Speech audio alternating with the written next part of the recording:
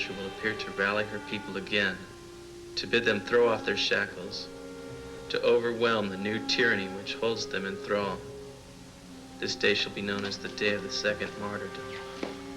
For the arrow of the tyrant will be loosed again to strike down the descendant child, and by her death will be born the new freedom. By her death. I've got no other choice.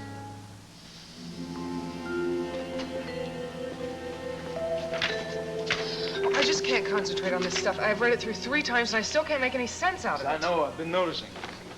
Well, why can't she call? All she has to do is go to a phone, drop a dime in, it would take 10 seconds. Take it easy. She's all right. Gavin is with her.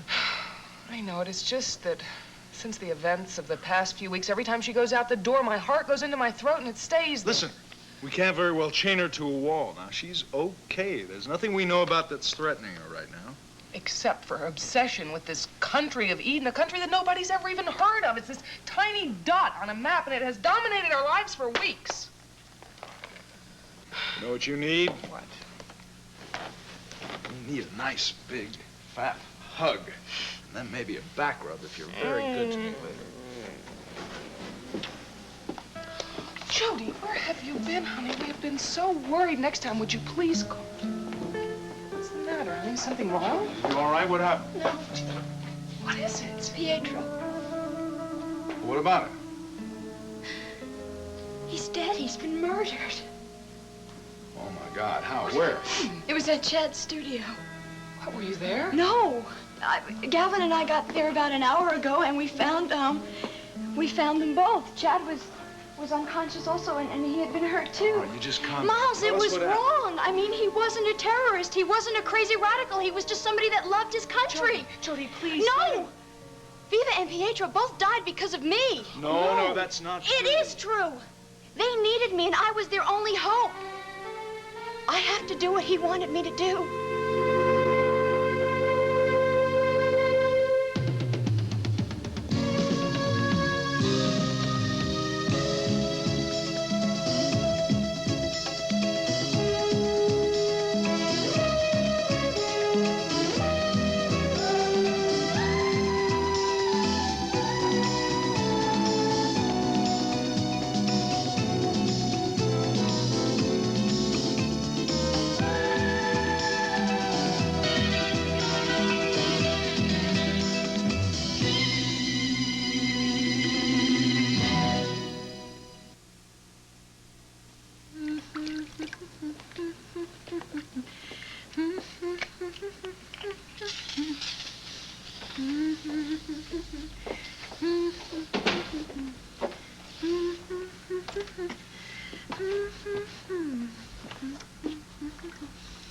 I'm sorry, I'm in the wrong suite. I'm looking for 1214.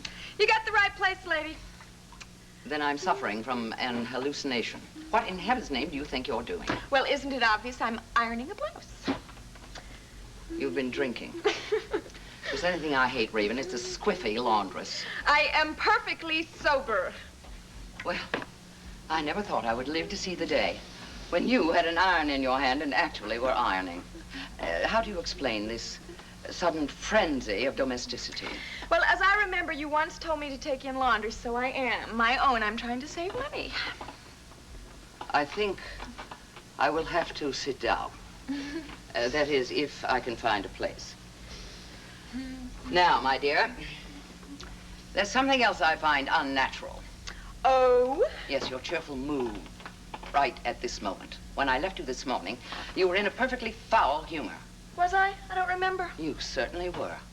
Stamping around with ruffled feathers, refusing even to eat your breakfast. Now, that in itself was cause for concern. But now I come home to find you humming a cheerful little tune and slaving over a hot iron. What happened during the day? If I tell you something, do you swear you won't tell a soul? Promise? Cross my heart and hope to... Well, no, I won't go that far. What is it? I have a friend in high places who is going to help me. Good Lord, who? Guess. From Buckingham Palace? I'm serious. It's Nora Fulton. Nora Fulton? What does she have to do with anything? She's going to be my contact in the Whitney house. What do you mean by contact? I mean, she's going to tell me what's going on with Sky Whitney, like what he's doing and who he's seeing and things like that. Are you telling me that you have engaged Nora Fulton to act as a spy in that household? All is fair in love and war needs intelligence, right? Well, you're not using yours. I think it's a perfectly dreadful idea. It's shocking and indecent. Don't be so stuffy. It's just like she's a friend. Besides, she said that I am the perfect wife for Schuyler Whitney. She's going to be like an undercover agent there, sort of like a matchmaker. Isn't that wonderful? Raven, I would just as soon see you in league with the Cobra. You call Nora Fulton a friend after all you suffered at her hands, to say nothing of the chaos she created in the lives of Myles and Nicole Cavanaugh. Oh, no, my dear. You are treading dangerous ground there. That is all in the past. She has proven that she's my friend. Besides, I think she's going to be a really valuable ally, especially from her vantage point in the Whitney house. And just what do you expect to do with this information that is passed on to you by your secret agent? Oh, I'll find lots of ways to use it, I'm sure. Oh, I have no doubt you will. Raven, does this new mood of domesticity include the art of cooking? No, what? Well, something is burning. Oh, no.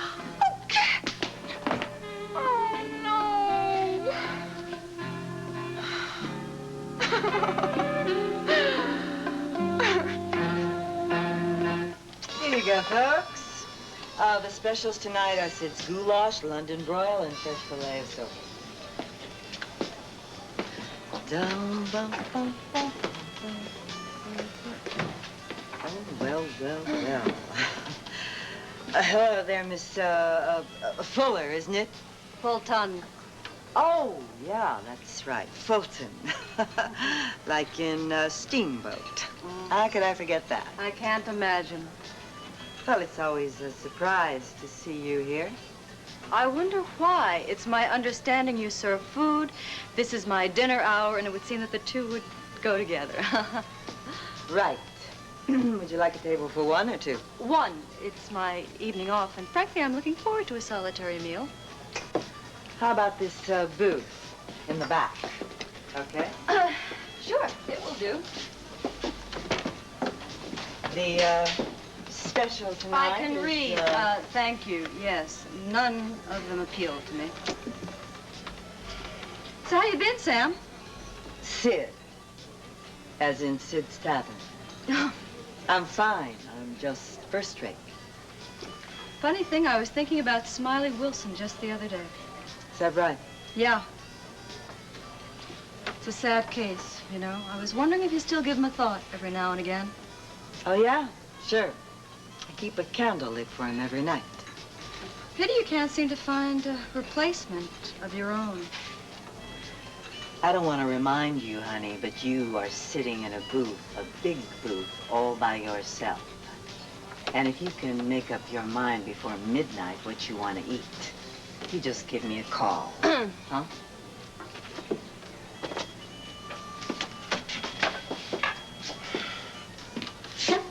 It's too bad I'm out of rattlesnake meat. I don't care what you think about him personally. Calvin is the best cop on the force. Calvin. Cliff, could we please change the topic of conversation? Sure.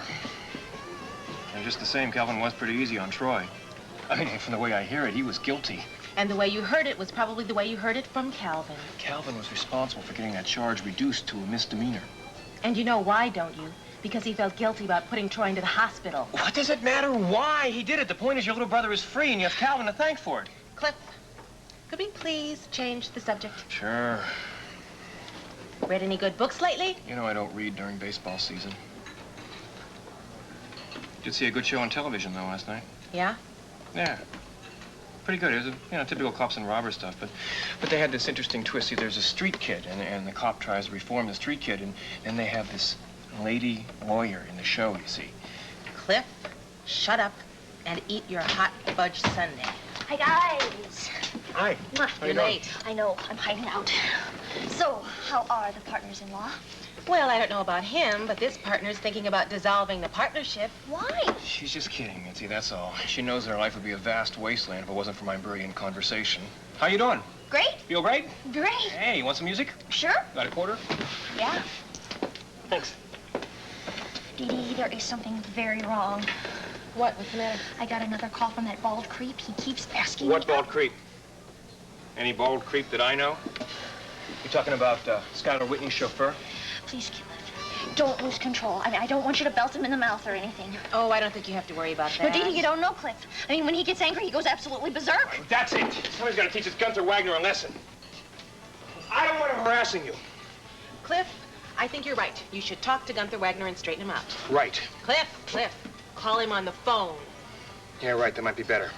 I'll fix it. Don't worry. Oh, you got a dime? Thanks. Don't worry. Please be careful. I said don't worry. What is it about me that drives men mad?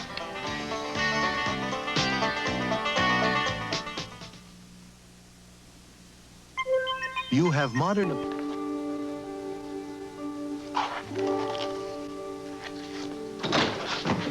Chad, are you okay? What the hell happened here? Something more than I want to talk about right now. Just be glad you missed it. I just found out about it.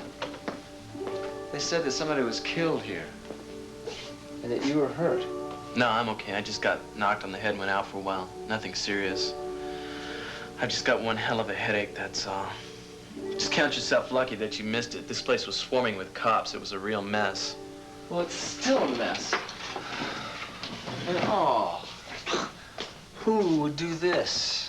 Maybe the guy was a critic. Was it the guy that was killed? No, it wasn't him. He just came here to give me a hard time, asking me about politics back home. I still don't know why he blamed me, but he did. Chad, you fight him? No. I told him to get out, and he wouldn't, so I told him I was leaving. And all I remember was walking out the door, and that's it. Lights went out. And when I came to, Jody and Gavin were leaning over me, and Pietro was lying there on the floor, bleeding to death of a knife wound. You were lucky you didn't get hit yourself. Hey, you okay? Yeah, I'm fine. Like I said, it was just a sharp blow to the head. I always knew I had a thick skull. I guess that's why it takes me so long to learn things. Listen, I'm gonna go home and try and get rid of this headache, all right? Okay. Listen, call me if you need some help, okay? Yeah, I will. Thanks. I'll see you later. Excuse me.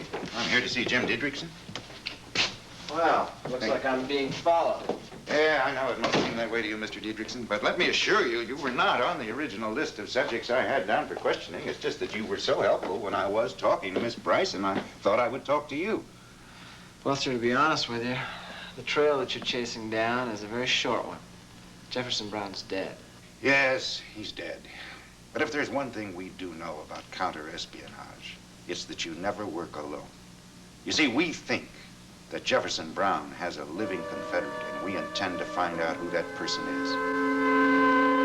Blame yourself for what happened to Viva and Pietro. I'm not saying that they're the bad guys. I think you're probably right. They're young patriots. They were trying to help their country. I even admire them, although I don't like some of the things they did. And they had no right to use violence as a means. Look what that did. It encouraged violence in return. That doesn't matter now. All that matters is their deaths were not in vain. Look, there are some things you can't control. How do you expect to help them? Pietro was your only contact with the group, right? Then I'll find another. Oh, Jody, there may not be any others. Well, then I'll go to the pageant alone. Oh, no, you won't. I have to go, Miles. Look, Chad said he could get me an invitation. Wait It'll a be minute. okay. All right, suppose you do go to this alone. What are you going to do? Walk up to the first person who will listen to you and say, hello, I am the great-great-great-granddaughter of Marie Bonaventure? I don't know. I don't even know what will be expected of me, but I am sure that somebody will tell me. Somebody? Who's that? Another rebel? There are others. Well, do you think they're going to be invited to the tricentennial celebration? I hardly think so, Jody. I am too tired to talk about this Jody, anymore. Jody, is there something you haven't told us? I don't want any more arguments. I am going to this pageant. Oh, dear. Well, we weren't too successful there, were we? So what are we going to do? Well, we can't very well lock her in a room like a disobedient child. Maybe the best thing to do would be to let her go and find some way to go with her.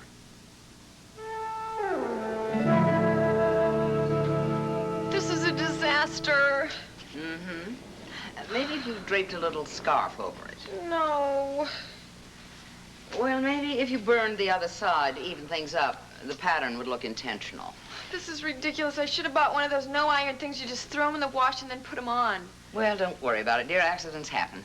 but I loved this blouse. And I'll buy you another just like it. Excuse me, dear, I'm going to be on my way to dinner. Are you going alone? No, I'm dining with Myles and Nicole. I hate this! What? Well, I mean, I have to rely on you to buy me a blouse. I feel like an orphan. I want my own money. I want to buy my own clothes. I want to run my own house. I want to be Mrs. Schuyler Whitney. That doesn't mean you're going to be Mrs. Schuyler Whitney again, Raven.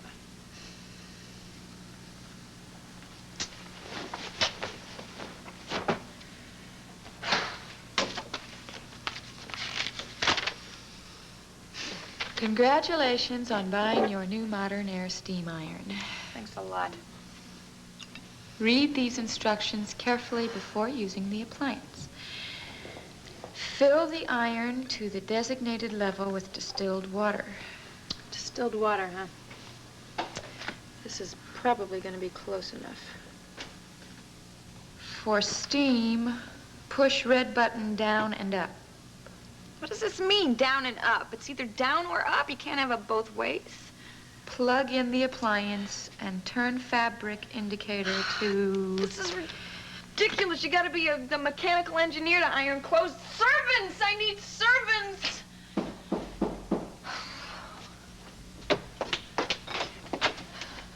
Miss Alexander? Yeah. I'm George Foley, counter-espionage agency. I wonder if I could talk to you for a few minutes. Certainly. Come in. Thank you. Oh, I'm sorry. I seem to have caught you at a busy time. No, not at all. My servants are on vacation. Sit down. Thank you. I'm sorry, I'm just a little bit alarmed. I mean... Oh, please. Don't be concerned. I simply want to ask you a few simple questions about your late husband, Jefferson Brown. You do? Yes. And also, I want to tell you that your replies are strictly voluntary. I'm not accusing, Miss Alexander. I simply want to gather some information. Why does the government want information about my husband? I mean, is being an imposter a federal offense? Now, our investigation has little to do with his masquerade, except indirectly. Oh, okay. Well, I hope I can be of some help. Thank you. Wouldn't be disconcerting, would it, if I were to take a few notes while we chat? No. Miss Alexander, we were wondering if the man that you knew as Schuyler Whitney ever mentioned anything to you about his former employment in Washington, D.C. when he was an aide to Fowler Wilcox at the State Department. Yeah, a little bit, right after I found out that he was Jefferson Brown. Do you remember any details? You know, Mr. Foley, if you want information on Fowler Wilcox, I think maybe you should just talk to his son. Why do you say that? Because, there is a policeman in the Monticello force whose name is Damian Tyler, and his father was Fowler Wilcox. Oh, well, that's interesting. Thank you. I'll make it a point to speak to Detective Tyler. I think maybe he can be a lot more help to you than I am. But why do you want this information? I mean, it's been 3 years since those documents were stolen. Oh, you know about that, do you? Well, of course I knew about it. Everyone knows that Fowler Wilcox stole those documents. That's why he committed suicide. Miss Alexander, we never made any public accusation. Well, I heard it from someone. Damian told me. And also your husband. Of course. It was perfectly natural that my husband should tell me. After all, Fowler Wilcox was his boss. And did you ever get the slightest hint from your husband, Jefferson Brown, that he himself might have been the thief? Mr. Foley, I think you better leave. I'm sorry, I didn't mean to disturb you. Well, you did disturb me. How do you expect me to sit here and take this calmly? Is there anything that my husband will not be accused of? I'm sorry. I guess it is upsetting. Yes, it is. It's very upsetting. Please, Miss Alexander, try to understand. When Fowler Wilcox committed suicide, it did seem that he himself had taken the classified material, but we know that things are not always as they seem. His death did not automatically terminate our investigation nor our concern for the missing documents. Jefferson Brown, because of his very proximity to those documents, was himself a natural suspect, although he was thoroughly investigated at the time. And I'm sure that that investigation was a waste of time. But we can never be absolutely certain, can we? Our surveillance of Jefferson Brown only ended when we thought he was killed in that plane crash in Switzerland. We knew nothing about his subsequent reincarnation as Schuyler Whitney until the facts emerged that he had undergone plastic surgery and was impersonating Schuyler Whitney. My husband thought that Schuyler Whitney was dead. He did it for the money and for no other reason. Many spies do what they do for the money, and they are not motivated for political considerations or patriotic fervor. No, this theory of yours is completely absurd. Still, what Jefferson Brown must have undergone to acquire the Whitney fortune confirms that he would go to almost any length at all to enrich himself, doesn't it? My husband was not a spy. Believe me, I knew everything about him. Now, that statement is not altogether accurate, is it? After all, he called himself Schuyler Whitney when you married him, but he turned out to be someone else. Well, yes, but... Please, Miss Alexander, try to think over what I've told you. Believe me, those missing documents are far more important to the security of our country than anyone ever imagined at the time. Now, if you can think of any detail that could help us at all to retrieve them, well, I'll talk to you again. Thank you. Goodbye.